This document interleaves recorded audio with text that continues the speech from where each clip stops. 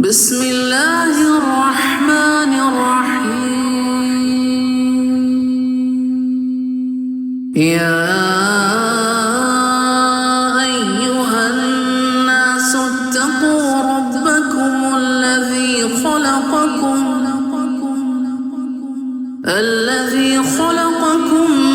من نفس واحدہ وخلق منها زوجها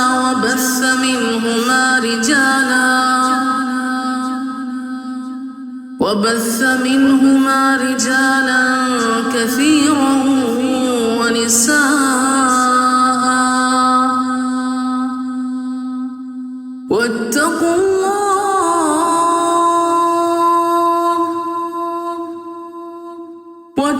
الله الذي تساءلون به والأرحام إن الله كان عليكم رقيبا.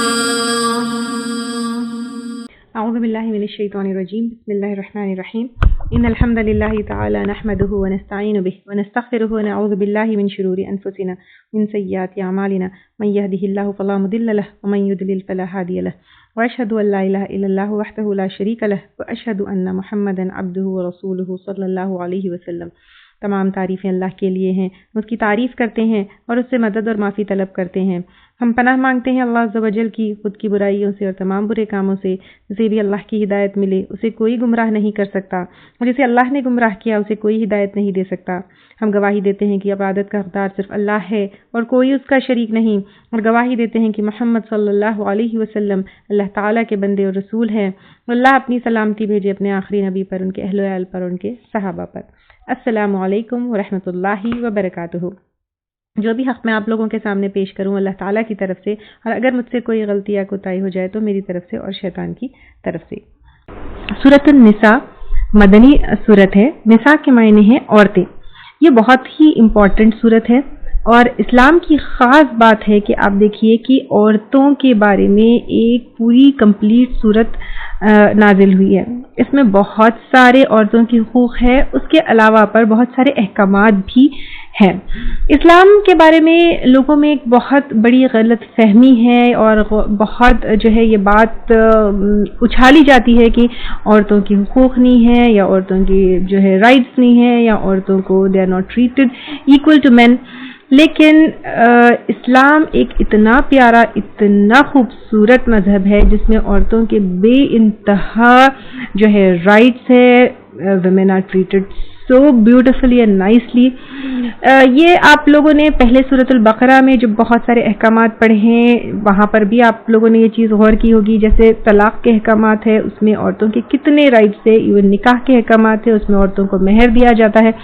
جبکہ یہ جو شور کرنے والے یا بول بالا کرنے والے لوگ تو جو ہے جو غیر مسلمان ہیں وہ تو عورتوں سے پیسے لے کر نکاح کرتے ہیں، جبکہ اسلام اتنا خوبصورت ہے کہ وہاں پر عورتوں کو الٹا مال اور مہر دے کر ان سے نکاح کیا جاتا ہے. تو طلاق اور نکاح کے احکامات میں آپ لوگوں نے دیکھ ہی لیا ہوگا.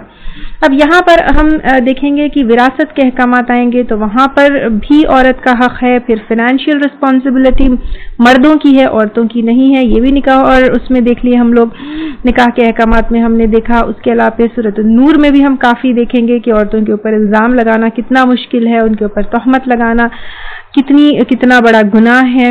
خیر، عورتوں کے اسلام میں بے انتہا رائٹس ہے، جس میں سے کچھ ہم جو ہے یہاں پر انشاءاللہ تعالی دیکھیں گے. بخاری کی حدیث ہے، ابو ہریرہ رضی اللہ تعالیٰ عنہ سے روایت ہے، آپ صلی اللہ علیہ وسلم نے کہا، میری وصیت مانو اور عورتوں سے بھلائی کرتے رہنا، کیونکہ عورت کی خلقت پھسلی سے ہوئی ہے، یعنی تخلیق پیدائش جو ہے پھسلی سے ہوئی ہے، اور پھسلی کا اوپر کا حصہ ٹیڑھا ہوتا ہے. اگر اسے سیدھا کرنے کی کوشش کرو گے تو ٹوٹ جائے گی، اور اگر یوں ہی چھوڑ دو گے تو ٹیڑھی رہ جائے گی. لہٰذا میری وصیت مانو اور ان سے اچھا سلوک کرو. اس ایگزامپل سے یا اس بات سے آپ صلی اللہ علیہ وسلم نے یہ مردوں کو سمجھانے کی کوشش کی ہے کہ اس سے اتنا روڈ بھی مت رہو کہ وہ ٹوٹ جائے، لیکن اس کو کیئرفلی ہینڈل کرو. جیسے اس صورت کا نام ہے، نام سے ہی ہم کو پتہ چلتا ہے کہ اس صورت میں عورتوں کے حقوق بیان کیے گئے ہیں۔ یہ صورت آل عمران کے بعد الگ الگ ٹائم پر جو ہے نازل ہوئی ہے۔ سوشل لائف کے بہت سارے احکامات ہیں، کن سے نکاح کیا جا سکتا ہے، کون محرمات رشتوں میں شامل ہوں گے، وراثت کے احکامات، سوشل لائف کی ڈسپلن، بہت ساری چیزیں جو ہے اس صورت میں آتی ہے۔ سورۃ النساء کے ایک حصے میں منافقین کی حرکتوں کے بارے میں بھی آتا ہے۔ یہ سورت جنگ احد کے بعد نازل ہوئی۔ جنگ احد کے ڈیٹیلز ہم جو ہے کافی اس میں ہم لے چکے ہیں۔ اس وقت منافقین بہت زیادہ تھے، جیسے جنگ احد کے ٹائم پہ ہم نے دیکھا کہ بہت زیادہ منافقین تھے، تو اس وجہ سے منافقین کی حرکتوں کے بارے میں بھی اس میں ذکر ہے، کیونکہ یہ اس ٹائم پر جو ہے نازل ہوئی تھی۔ اور کیونکہ منافقین کا ذکر ہے تو انسان کا ایمان جب تک کمپلیٹ نہیں ہو سکتا ہے جب تک انسان یا جب تک مومن اللہ تعالیٰ کے تمام احکامات کے اوپر پابندی نہ کرے، تو اس لیے اللہ تعالیٰ نے اس میں بہت سارے احکامات کا بھی ذکر کیا ہے۔ منافقین سے مسلمانوں کو بہت زیادہ نقصان پہنچتا ہے، کیونکہ مسلمانوں میں وہ ملے ہوئے ہوتے ہیں، جیسے ہم آستین کا سانپ کہتے ہیں نا، تو اس وجہ سے منافقین سے کیئرفل ہونے کے لیے یا ان سے آگاہ جو ہے رہنے کے لیے بھی اس صورت میں کہا جا رہا ہے۔ 3 ہجری سے 5 ہجری کے درمیان یہ نازل ہوئی، اور اسپیشلی جنگ احد کے بعد بہت سارے، کیونکہ مسلمان شہید ہو چکے تھے تو بیوہ جو ہے بہت کثرت سے تھے اور یتیم بھی بہت زیادہ تھے، تو اس صورت میں بیواؤں کا اور یتیموں کا بہت ذکر ہے۔ بسم اللہ الرحمن الرحیم، شروع کرتے ہیں اللہ کے نام سے جو بہت مہربان اور بار بار رحم کرنے والا ہے۔ یا ایھا الناس، اے لوگوں، کون؟ آپ، میں اور تمام لوگ۔ اللہ تعالیٰ یہاں پر تمام لوگوں سے کہہ رہے ہیں یا ایھا الناس اتقوا ربکم، ڈرو اپنے رب سے۔ کس سے؟ یہاں پہ تقویٰ کے معنی تقویٰ کرو بھی آتا ہے اور ڈرو بھی آتا ہے، اپنے رب سے، اللہ تعالیٰ سے جو تمہارا خالق ہے، مالک ہے، جو تمہاری پرورش کرنے والا ہے۔ تو اب دیکھیے کہ بگننگ آف جو ہے سورت اینڈ فرسٹ آیت میں ہی اللہ تعالیٰ سے ڈرنے کی بات کہی جا رہی ہے۔ تو بگننگ میں ڈرنے کی بات اس لیے ہے کیونکہ ہم اللہ تعالیٰ سے ڈریں گے اور تقوی اختیار کریں گے، تبھی آنے والے احکامات کے اوپر پابندی کریں گے، رائٹ؟ اور یہ پہلی آیت جو ہے یہ خطبہ نکاح میں پڑھی جاتی ہے۔ خطبہ نکاح کا جو ڈیٹیلز ہے میں اس کا لیکچر آپ لوگوں کو پرووائڈ کروں گی انشاءاللہ تعالیٰ، وہ بھی آپ کے سلیبس میں ہے کہ you have to know about the details of خطبہ نکاح اور اس کا explanation, and I will also provide you a document of جس میں خطبہ نکاح کے ڈیٹیلز ہے۔ وہ ڈاکیومنٹ آپ اپنے جو ہے آپ کے گھر میں کسی کی شادی ہے یا نکاح کا موقع ہے تو اس کو آپ پرنٹ کروا کے لوگوں میں ڈسٹریبیوٹ کر سکتے ہیں، تاکہ جو خطبہ نکاح پڑھا جا رہا ہے اس کے معنی جو ہے لوگ سمجھے۔ تو اے لوگوں، ڈرو اپنے رب سے، الذی خلقکم، وہ جس نے پیدا کیا تم کو، من نفس واحدہ، ایک جان سے۔ ایک جان کون ہے؟ آدم علیہ السلام، جن کو ابو البشر کہا جاتا ہے، یعنی انسانوں کے جو ہے اب یعنی فادر، تو انسانوں کے فادر آف مین کائنڈ جو ہے آدم علیہ السلام ہے۔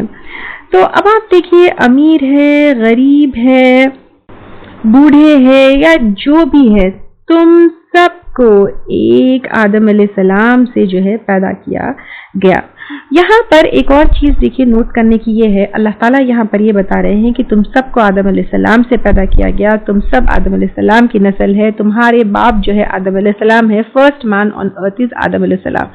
تو یہاں پر قرآن میں جو ڈارونز تھیوری ہے کہ پہلے ایپس تھے پھر ان سے دھیرے دھیرے ایولیوشن ہوا، یہ چیز دیٹ از اے تھیوری، ٹھیک ہے، اٹس ناٹ اے فیکٹ۔ تو یہ تھیوری غلط ہے، کیونکہ اللہ تعالیٰ جو ہمارا خالق ہے، جو ہمارا مالک ہے، وہ ہماری پیدائش کی شروعات کہاں سے ہوئی ہے یہ ہم کو بتا رہے ہیں۔ تو ڈارونز تھیوری از رانگ۔ اب یہاں پر تمہاری پیدائش ایک جان سے یعنی آدم علیہ السلام سے ہوئی ہے، ٹھیک ہے، اور وَخَلَقَ مِنْهَا، اور پیدا کیا اسی سے، زوجہا، اس کا جوڑا۔ یعنی کس کو؟ حضرت حوا کو. آدم علیہ السلام کی لیفٹ پھسلی سے حضرت حوا کی پیدائش ہوئی. یہ تورات کی انفارمیشن ہے.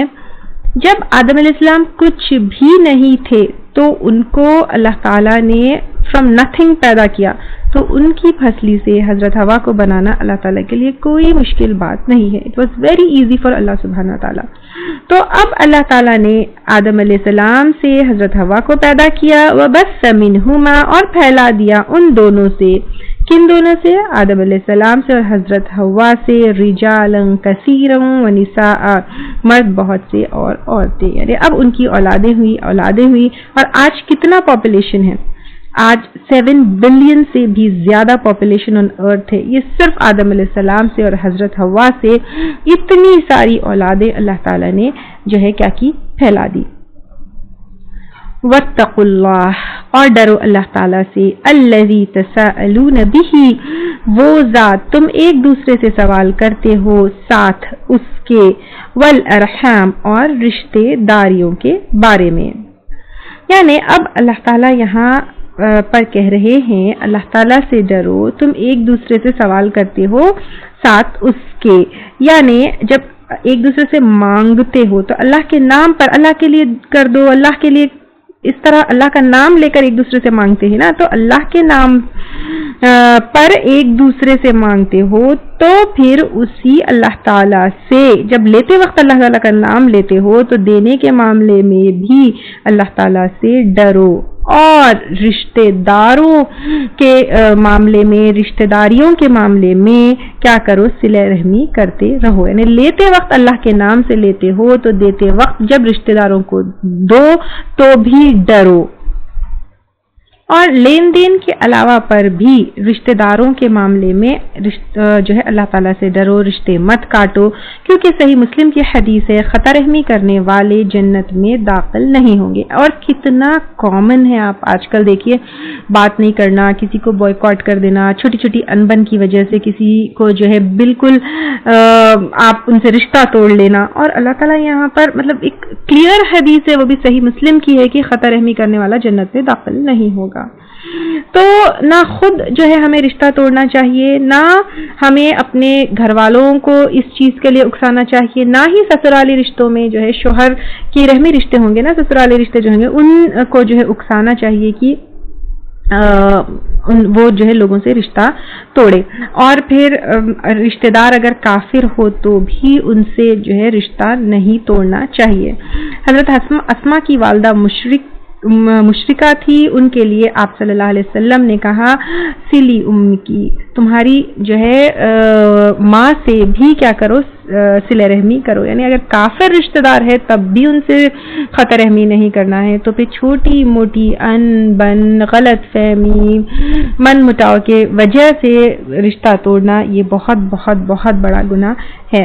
ایک اور جگہ بخاری کی حدیث ہے, آپ صلی اللہ علیہ وسلم نے کہا رحم رحمان سے نکلا ہے, اللہ نے رحم سے کہا ہے جو تجھے ملائے گا میں اسے ملاؤں گا, اور جو تجھے خطا کرے گا میں اسے خطا کروں گا. یعنی اس حدیث سے بالکل کلیئر ہے کہ جو صلہ رحمی کرے گا اللہ تعالیٰ اس سے جو ہے کیا کرے گا؟ جڑا رہے گا, اور جو خطا رحمی کرے گا اللہ تعالیٰ اس کو اپنے آپ سے دور کر دے گا. بخاری کی ایک اور حدیث ہے جو شخص چاہتا ہو کہ اس کے رزق میں فراغی ہو اور اس کی عمر لمبی ہو تو اسے صلہ رحمی کرنا چاہیے. اکثر لوگ آتے ہیں اور مجھ سے پوچھتے ہیں کوئی آپ بات بتا دے جس سے رزق میں وسعت ہو, جس سے رزق بڑھے. لیکن آپ دیکھیے کوئی وظیفہ کوئی چیز کام نہیں آئے گی اگر آپ کی جو ہے روزی میں تنگی ہے, کیونکہ روزی آپ کی کشادہ تبھی ہو سکتی ہے جب اس حدیث میں کلیئر ہے جو شخص چاہتا ہو کہ اس کے رزق میں فراغی اور اس کی عمر لمبی ہو تو اسے صلہ رحمی کرنا چاہیے. ویری شارٹ ایک جو ہے نسخہ بتا دیا گیا ہے کہ آپ کے رزق میں برکت کیسے ہو سکتی ہے.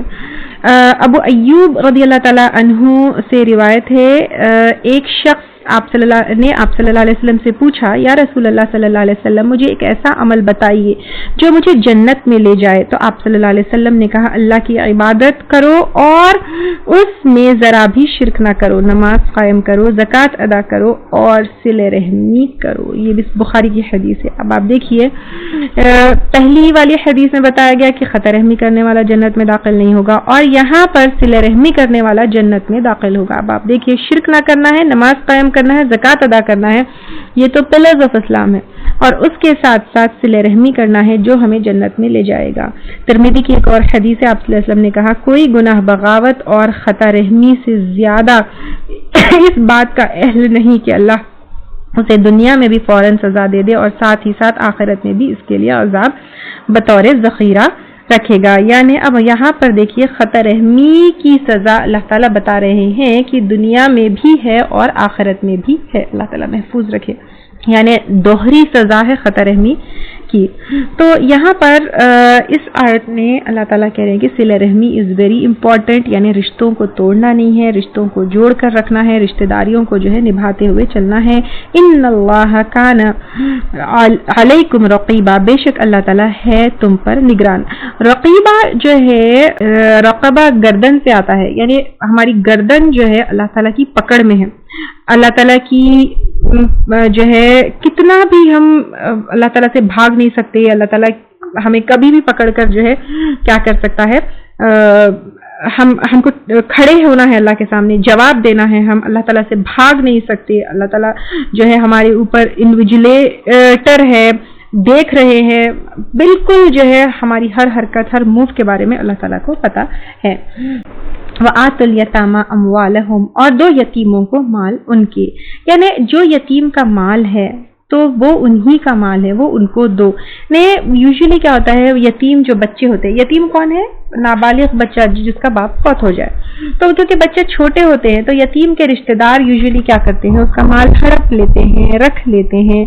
اور عربوں میں ایک جو ہے طریقہ یہ تھا کہ جیسے ہی کوئی بچہ یتیم ہوتا یا جیسے بھی کوئی آدمی جو ہے مر جاتا تو اس کے جو رشتہ دار ہوتے تھے وہ لوگ کیا کرتے تھے, اس کا مال, اس کے بچے, اس کے بیٹیاں, سب کو جو ہے کیا کرتے تھے, آپس میں تقسیم کر لیتے تھے. لیکن اللہ تعالیٰ یہاں پر کہہ رہے ہیں کہ نہیں, جو یتیم کا مال ہے وہ یتیم کا مال ہے, تم آپس میں نہیں بانٹ سکتے ہو, ان کے مال ان کو دے دو. اور ویسے بھی یتیم کی پرورش, یتیم کا خیال رکھنا, اس کے بارے میں کئی احادیث آتے ہیں, جس میں سے جو ہے ایک تو وہ ہے آپ صلی اللہ علیہ وسلم نے دو انگلیوں کو جو ہے, ہاتھ کی دونوں انگلیاں جو ہوتی ہے, index finger and middle finger, اس کو بتا کر کہا تھا کہ جو یتیم کی پرورش کرے وہ میرے ساتھ جنت میں اس طرح اتنا قریب ہوگا. حدیث کا مفہوم ہے, آپ سب کو یہ حدیث پتہ بھی ہوگی. وَلَا تَتَبَدَّلُوا, اور نہ تم بدل کر دو, الْخَبِيثَ بِالطَّيِّبِ, ناپاک کو پاک سے. یعنی یتیم کے مال میں جو ہے اس کو پاک سے ناپاک کو مت چینج کرو. جیسے یتیم کے حق میں کوئی ایک زمین آئی ہو تو وہ اچھی زمین ہے, اس کی ویلیو اچھی ہے, تو وہ رکھ کے تم اس کو کوئی کم ویلیو والی زمین مت دے دو. یا پھر اسی طرح چیز میں بھی ہے, کوئی اس کے حق میں اچھی چیز آئی ہے تو اس کو بدل کر اتنی ہی چیز, بھلے ہی خراب چیز مت کرو. یہ لوگ جو ہے ایسا کرتے ہیں, تو یہ یہاں پر اللہ تعالیٰ بتا رہے ہیں وَلَا تَأْكُلُوا أَمْوَالَهُمْ, اور نہ تم کھاؤ مال ان کے, کن کے, یتیموں کے, اِلَىٰ أَمْوَالِكُمْ, طرف مالوں کے اپنے, یعنی اپنے مال میں ان کا مال ملا کر تم ان کا مال مت کھاؤ. إِنَّهُ كَانَ حُوبًا كَبِيرًا, بے شک وہ ہے گناہ بہت بڑا, یعنی یتیم کا مال کھانا بہت بڑا گناہ ہے. اور یہاں پر یتیموں کے بارے میں کافی زیادہ ذکر ہے, کیونکہ جنگ احد کے بعد جو ہے یہ آیتیں نازل ہوئی, اور جنگ احد میں بہت سارے لوگ, بہت سارے ارننگ ممبرز جو ہے وہ شہید ہو چکے تھے, بہت سارے بچے یتیم ہو گئے تھے. اور خاص طور اگر لڑکی ہوتی تو اس کو نہ تو جو ہے عربوں میں مال دیا جاتا, بلکہ اس لڑکی کو خود بھی کیا کرتے تھے, مال کی طرح تقسیم کر کے اپنے پاس جو ہے رکھ لیتے تھے بطور سلیو کے. تو اللہ تعالیٰ نے کہا ہے کہ یہ بالکل غلط ہے, اس طرح یتیموں کے اوپر جو ہے ظلم نہیں کیا جا سکتا. نہ کہ اگر یتیم لڑکی ہو تو اس کو مال کی طرح تقسیم کیا جائے گا, بلکہ اس کے والد سے جو, یا پھر اس کے ماں باپ سے اس کو جو مال آئے گا وہ اس کو دے دیا جائے گا. اور اس کا مال کھانا, چاہے وہ لڑکا ہو یا لڑکی, وہ کیا ہے, بہت बड़ा गुनाह है। وَإِنْ خِفْتُمْ أَلَّا تُقْسِطُوا اور اگر ڈرو تم کہ نہ تم انصاف کر سکوگے فِي الْيَتَامَى یتیموں کے بارے میں فَانْكِحُوا تو نکاح کر لو مَا طَابَ لَكُمْ جو پسند آئے تم کو مِنَ النِّسَاءِ عورتوں میں سے مثنا 2 وثلاثا اور 3 ورباع اور 4. یعنی پہلے جیسے میں آپ لوگوں کو بتائی کہ عربوں میں کیا کرتے تھے کہ یتیم اگر لڑکی ہوتی تو اس کو بھی جو ہے کیا کرتے تھے ایز مال آپس میں ڈسٹریبیوٹ کر لیتے تھے. تو یہاں پر اللہ تعالیٰ کہہ رہے ہیں کہ اگر تم یتیموں کے بارے میں ڈرتے ہو کہ تم ان کے ساتھ انصاف نہیں کر سکتے تو نکاح کر لو جو پسند آئے تم کو عورتوں میں سے. اب عورتوں میں سے اس میں 2 اوپینینز ہے. ایک یہ ہے کہ اگر تم ڈرتے ہو کہ تم یتیموں کے ساتھ انصاف نہیں کر سکو گے تو تم یتیموں میں سے یعنی جو یتیم لڑکیاں ہیں ان کو نکاح کر لو. جب نکاح کرو گے اور بیوی کا ان کو اسٹیٹس دو گے تم ان کو اچھی طریقے سے رکھ سکتے ہو اور ان کا تم خیال کر سکتے ہو. یہ ایک چیز ہے. ایک اور اوپینین یہ ہے کہ تم کیونکہ بہت سارے یتیم لڑکیاں ہو گئی تھی ان کو جو ہے سپورٹ کی ضرورت تھی تو تم بطور بیوی جو ہے ان کو لے لو اپنی زندگی میں اور ان کو سپورٹ کرو. اور کیونکہ اسلام میں کیا ہے 4 نکاح تک جائز ہے تو 2 اور 3 یا پھر 4 تم 4 بھی یتیموں سے نکاح کر کے ان کو سپورٹ کر سکتے ہو. یہ ایک بات ہے. دوسرا ایک اور اوپینین یہ ہے کہ تم اگر ڈرتے ہو کہ تم یتیموں کے بارے میں انصاف نہیں کر سکو گے اور تم کو ڈر ہے کہ تم یتیموں کو اپنے زندگی میں شامل کر لو گے تو ان کے مال کے ساتھ نا انصافی ہوگی وغیرہ تو تم ان کی طرف نظر مت ڈالو بلکہ دوسری عورتوں سے جو ہے تم نکاح کر لو. تو 2 اوپینینز ہے. تو ایک تو یہ ہے کہ اگر خوف ہو کہ یتیم لڑکیاں زیادہ مالدار ہو اسٹیٹس والی ہو ان کے حساب سے ان کا مہر ادا کرنا ہے. پہلے لوگ کیا کرتے تھے یتیموں کو لے لیتے تھے ان کے مال بھی لے لیتے تھے مہر بھی نہیں دیتے تھے. یہاں پر کہا جا رہا ہے کہ اگر خوف ہو کہ جتنا ان کا مہر کا حق ہے وہ تم ادا نہیں کر سکو گے تم ان کے اسٹیٹس کے حساب سے مہر دے کر ان سے نکاح نہیں کر سکتے ہو تو ان سے نکاح مت کرو. باہر جن سے چاہے کر لو 2-2 3-3 یا 4-4. دوسرا ایک اور اوپینین یہ ہے کہ یہ جنگ احد کے بعد نازل ہونے والی آیتیں ہیں تو عورتوں کے رائٹس کو پروٹیکٹ کیا گیا ہے اور اگر تم یتیم عورتوں کو چھوڑ دو گے ان سے نکاح نہیں کرو گے تو ان کو جو ہے پروٹیکشن نہیں ملے گی. تو اللہ تعالیٰ سے ڈرو تو وہ تمہارے گھروں میں رہتی ہے تو تم کیا کرو ان سے نکاح کر لو اور ان کو جو ہے ان کا بہت خیال کرو. اور کیونکہ بہت زیادہ یتیم لڑکیاں تھیں تو 2-2 3-3 4 تک کر تم ان کو کیا کر سکتے ہو سپورٹ کر سکتے ہو. اور اکثر مردوں میں یہ بھی ہوتا تھا کہ یتیم لڑکیاں جو ہے مالدار ہوتی تھی لیکن وہ خوبصورت نہیں ہوتی تھی یا ان کی طرف کوئی الفت یا محبت نہیں ہوتی تھی تو ان سے نکاح مال کے لیے کر لیتے تھے لیکن اس کا حق نہیں ادا کرتے تھے خوبصورت نہ ہونے کی وجہ سے. تو اس طرح بھی ان کی حق تلفی مت کرو. خوبصورت ہے اور مالدار ہے اور جو ہے ان کا حق نہیں مہر ادا کر کے ان کا حق بھی نہیں ادا کرے تو ایسا بھی مت کرو. یعنی ہر طرح سے عورتوں کے جو رائٹس ہے یا پھر عورتوں کی جو حقوق ہے وہ ادا کرنے کے لیے یہاں پہ بتایا جا رہا ہے کہ ایک تو جو ہے ان کا مال مت ہڑپو, دوسرا جو ہے ان کے اسٹیٹس کے حساب سے مہر ادا کرو, دوسرا جو ہے ان سے محبت بھی کرو, ان کو پروٹیکٹ بھی کرو, ان کو جو ہے ایک الفت کی نظر سے بھی ان کو دیکھو, ان سے پیار محبت کی اس سے بھی دیکھو, پھر ان کو پروٹیکٹ بھی کرو. عائشہ رضی اللہ تعالیٰ عنہا کہتی ہیں کہ ایک شخص ایک یتیم لڑکی کی پرورش کرتا تھا, اس لڑکی کی کوئی الفت نہ تھی, اس کے حق میں یہ آیت اتری. یعنی محبت نہیں ہے لیکن مال کے لیے شادی کر رہے ہو تو ایسا بھی مت کرو, پھر اس کا حق نہیں ادا کرو گے.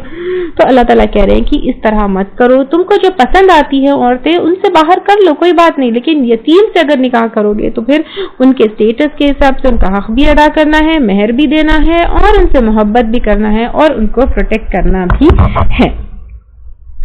اب یہاں پر ایک اور چیز ہے اس آیت میں 2 2 3 3 یا 4 4، اس میں بھی جو ہے میں آپ لوگوں کو کچھ چیزیں بتانا چاہتی ہوں. ایک تو یہاں پر یہ چیز بھی کافی اس چیز کا بول بالا ہے کہ اسلام میں 4 نکاح جو ہے جائز ہے، جو بہت ساری چیزیں ہیں. تو اب یہاں پہ سب سے پہلی چیز یہ ہے کہ اسلام میں یا پھر اسلام میں جو ہے ایک لمٹ لگائی ہے کہ 4 نکاح کر سکتے ہیں. یہ کوئی اور مذہب میں ہم کو نہیں نظر آتا ہے کہ ایک لمٹ لگائی گئی ہو یا کوئی جو ہے اس سے زیادہ نہیں کرنا ہے، کوئی اور مذہب میں نہیں ہے، لیکن یہ صرف اور صرف اسلام میں ہے. اور پھر دوسری چیز یہ ہے کہ اسلام نے جو ہے پابندی لگائی ہے، لیکن یہ کمپلشن نہیں ہے کہ 4 نکاح کرو. ٹھیک ہے، 4 تک کی اجازت ضرور دی ہے، لیکن یہ کمپلشن نہیں ہے، یہ کمپلسری نہیں ہے کہ 4 ہی کرنا ہے. دین 4 کی اجازت دی ہے، لیکن آؤٹ سائڈ میرج جو ہے کوئی بھی ریلیشن شپ رکھنا اسلام میں حرام ہے. ٹھیک ہے، بہت سارے ہم مذہب میں دیکھتے ہیں یا بہت سارے ٹرائبز میں ہم دیکھتے ہیں کہ ان لمیٹڈ نکاح کرتے ہیں یا ان لمیٹڈ جو ہے شادیاں ہوتی ہیں. ایسا نہیں ہے. پھر اس کے بعد نمبر 1 یہ جو ہے ایک رخصت ہے، یہ پابندی نہیں ہے. نمبر 2 یہ جو ہے اسلام ایک اکیلا مذہب ہے جس میں لمٹ لگائی گئی ہے، ان لمیٹڈ نہیں کر سکتے ہیں. دین تیسرا جو ہے 4 تک کی اجازت دی ہے، لیکن نکاح کے باہر جو ہے وہ حرام ہے. اور دوسرا جب ایک سے زیادہ نکاح جو ہے مرد کرتا ہے تو اس میں بھی عدل اور انصاف کے ساتھ جو ہے اس کو معاملہ کرنا ہے. اس کے بارے میں بھی بہت ساری احادیث آتی ہے. ایک حدیث کا مفہوم یہ بھی ہے کہ اگر ایک انسان جو ہے 2 بیویوں میں عدل نہیں کرے گا، انصاف نہیں کرے گا، تو آدھے دھڑے یعنی پیرالائزڈ باڈی آدھا جو ہے اس کا وہ ہوگا کیونکہ اس نے انصاف نہیں کیا. تو اس طرح کی بہت ساری احادیث آتی ہے جب بیوی کے ساتھ انسان عدل نہیں کرتا ہے. اگر ہم آپ صلی اللہ علیہ وسلم کی زندگی دیکھیں گے تو اس میں بھی آپ صلی اللہ علیہ وسلم نے اپنی بیویوں کے ساتھ بہت عدل کیا. جب سفر پر جاتے تو اس میں بھی ایک ایک بیوی کو جو ہے اپنے ساتھ لے کر جاتے. تو بہت زیادہ عدل اور انصاف کے اوپر جو ہے یہ بات رکھی گئی ہے کہ اگر ایک سے زیادہ بیوی یا بیویاں ہوں تو پھر کیا کرنا ہے، ان لوگوں میں بہت زیادہ انصاف کرنا ہے. فَإِنْ خِفْتُمْ أَلَّا تَعْدِلُوا فَوَاحِدَةٌ. اب دیکھیے یہاں پر کیا بتایا گیا ہے، پھر اگر ڈرو تم کہ نہ تم عدل کرو گے. یعنی اگر پھر مسلمانوں کو یہ بتایا جا رہا ہے مردوں کو کہ تم کو اگر ڈر ہے کہ تم اگر عدل نہیں کر سکو گے، یعنی ایک سے زیادہ بیوی اگر تم کرو گے اور تم کو ڈر ہے کہ تم عدل اور انصاف نہیں کر سکو گے، کیونکہ بہت مشکل ہے عدل اور انصاف کرنا. اب آپ دیکھیے قیامت کے دن پیرالائزڈ باڈی کے ساتھ اگر اٹھایا جائے گا تو پھر کیا ایک کوئی چھوٹا موٹا عذاب نہیں ہے. تو تم اگر ڈرتے ہو کہ عدل نہ کر سکو گے تو فواحدہ، تو ایک ہی، تو بہتر ہے تمہارے لیے تم ایک ہی کرو. ما ملکت، جن کے مالک ہوئے، ایمانکم، تمہارے دائیں ہاتھ، ذالک ادنا، یہ قریب تر ہے، اللہ تعولو، کہ نہ تم ایک طرف جھک جاؤ. یعنی اب یہاں پر اللہ تعالیٰ کہہ رہے ہیں کہ تم ایک طرف جھک جانا یا بے انصافی کرنا یا نا انصافی کرنا، اس سے بہتر ہے کہ تم کیا کرو، ایک نکاح کرو اور اس کے ساتھ انصاف کرو. وآتوا النساء، اور 2 عورتوں کو صدقاتہن نحلا، مہر ان کی خوشی سے. یعنی اب یہاں پر عورتوں کا مہر کیا کرو، خوشی سے دو، یعنی خوش دلی سے، خوشی سے جو ہے دو، دکھاوے سے مت دو، احسان جتا کر مت دو. انسان اپنی حیثیت کے مطابق سونا چاندی کچھ بھی جو ہے دے سکتا ہے. تو اب ان کو کیا کرنا ہے، مہر دینا ہے. کیسا دینا ہے، اپنی حیثیت کے مطابق دینا ہے. کچھ لوگ کیا کرتے ہیں، مہر اپنی شان کے لیے بہت بڑی فکس تو کر دیتے ہیں، لیکن پھر اس کو کبھی بھی ادا نہیں کرتے، یا پھر لوگوں میں دکھاوے کے لیے جو ہے بہت بڑی رقم فکس کر دیتے ہیں، اتنا مہر ہم نے فکس کیا، اناؤنس بھی کر دیتے ہیں، لیکن بعد میں جو ہے کیا کرتے ہیں، اس کو یا تو معاف کروا لیتے ہیں، یا تو ادا ہی نہیں کرتے، یا تو پھر اس کو ڈیلے کرتے ہیں. تو یہ جو ہے نہیں ہے، ایسا نہیں کرنا ہے. کچھ لوگ کیا کرتے ہیں، مائکے والے جو ہے مہر رکھ لیتے ہیں، یہ بھی غلط ہے. تو مہر کا حق صرف اور صرف عورت کا ہے، جو ان کو خوشی خوشی جو ہے مردوں کو چاہیے کہ دے. کتنا بیوٹیفل جو ہے اسلام ہے کہ عورتوں کے کتنے حقوق ہیں. آپ دیکھیے کہ عورت کوئی جو ہے اکثر لوگ کہتے ہیں کہ یتیم لڑکی کی شادی ہے، یتیم لڑکی کی شادی میں، ارے یتیم لڑکی تو غریب ہو ہی نہیں سکتی، کیونکہ اس کو تو الٹا مال لے کر نکاح کرنا ہے۔ اسلام اتنا خوبصورت جو ہے دین ہے۔ تو یہاں پر عورتوں کے مہر خوشی سے دو، طبنا پھر اگر خوشی سے دے، لکم تمہارے لیے، ان شیئن کوئی چیز، منہ اس میں سے، نفسن خود، فکلوہ تو کھاؤ اس کو، ہنی ام مریعا خوش مزہ خوشگوار ہو کر۔ یعنی اب یہاں پر بتایا جا رہا ہے کہ عورتوں کو جب تم ان کے مال دے دو اور اس میں سے پھر وہ تمہیں کچھ دے کھلائے یا کچھ تم کو گفٹ کرے تو خوشی سے لو، یعنی پہلے خوشی خوشی ان کو دے دو، لیکن وہ اپنی مرضی سے تم کو دے، وہ اپنی مرضی سے جو ہے تم کو اس میں سے کچھ گفٹ دے تو پھر اس کو خوشی سے لو، کوئی پرابلم نہیں ہے۔ ولا تؤتوا اور نہ تم دو السفہاء بیوقوفوں کو اموالکم اپنے مال، التی جعل اللہ لکم قیاما وہ جو بنایا اللہ تعالیٰ نے تمہارے لیے قیام کا ذریعہ، یعنی یہاں پر بیوقوفوں سے یعنی جو یتیموں کے تم گارڈینز ہے، جو کم عمر ہے، جن میں صلاحیتیں کم ہیں، تو یا پھر عورتیں بھی جو ہے جو منی مینجمنٹ نہیں جانتی، تو ایسے جو ہے کم عمر ہے، زیادہ منی مینجمنٹ نہیں جانتے، جن کی صلاحیتیں کم ہیں، جن کے تم گارڈین ہیں، تو ان کا مال تم ان کو مت دو تاکہ وہ غلط جگہ نہ خرچ کرے، وہ ویسٹ نہ کریں۔ ورزقوہم اور رزق دو ان کو، فیہا اس میں، وقسوہم اور پہناؤ ان کو، وقولو اور کہو، لہم ان کو، قولا معروفا بات بھلی، یعنی جن یتیموں کے تم گارڈینز ہے تو ان کو، اب یہاں پہ اللہ تعالیٰ نے کہا کہ یتیموں کے مال ان کو دے دو، تو اپنے سر پہ سے بوجھ اتار کر ان کا مال ان کو مت دے دو تاکہ تمہاری پکڑ نہ ہو، لیکن اگر وہ کم عقل ہے، سمجھدار نہیں ہے، ان کو جو ہے منی مینجمنٹ نہیں آتا، وہ کم عمر ہے، تو پھر ان کا مال ان کو جو ہے کہیں وہ ویسٹ نہ کر دے، غلط جگہ خرچ نہ کر دے، ان کو مت دو، بلکہ ان کے مال کی تم حفاظت کرو، ان کو جو ہے ٹھیک سے اس کا خیال کرو، ان کے مال میں سے ان کو پہناؤ، کھلاؤ اور ان سے اچھی بات کرو، یعنی وہ جب مانگنے آئے تو ان کو اچھے سے سمجھاؤ۔ وآخر دعوانا ان الحمد للہ رب العالمین، سبحانک اللہم وبحمدک، نشہد ان لا الہ الا انت، نستغفرک ونتوب الیک۔ اگر آپ کو ہمارے لیکچرز پسند آ رہے ہیں تو یوٹیوب پر لائک اور سبسکرائب ضرور کریں۔ بسم اللہ الرحمن الرحیم، یا ایہا الناس اتقوا ربکم الذی خلقکم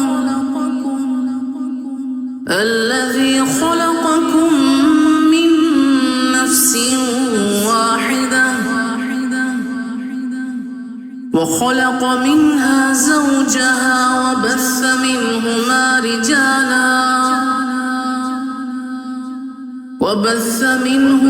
رجالا كثيرا ونساء واتقوا